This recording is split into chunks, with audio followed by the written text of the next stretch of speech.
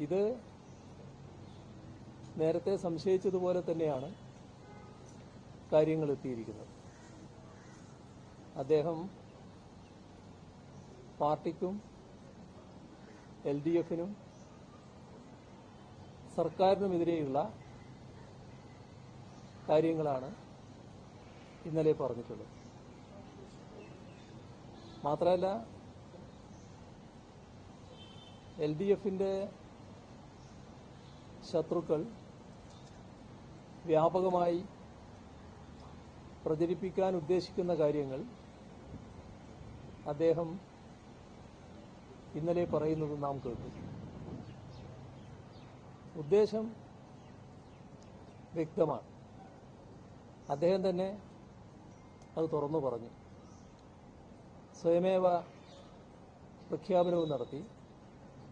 LDF-ൽ നിന്ന് വിട്ടുനിൽക്കുന്നു, നിയമസഭാ പാർട്ടിയിൽ പങ്കെടുക്കില്ല. അപ്പോൾ എല്ലാ കാര്യങ്ങളും അദ്ദേഹം വ്യക്തമാക്കി കഴിഞ്ഞു.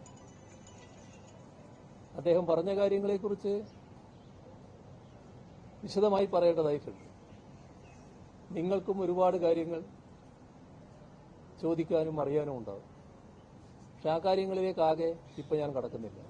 പിന്നീടൊരു ഘട്ടത്തിൽ വിശദമായി തന്നെ അത്തരം കാര്യങ്ങളെക്കുറിച്ച് പ്രതികരിക്കുന്നതാണ്.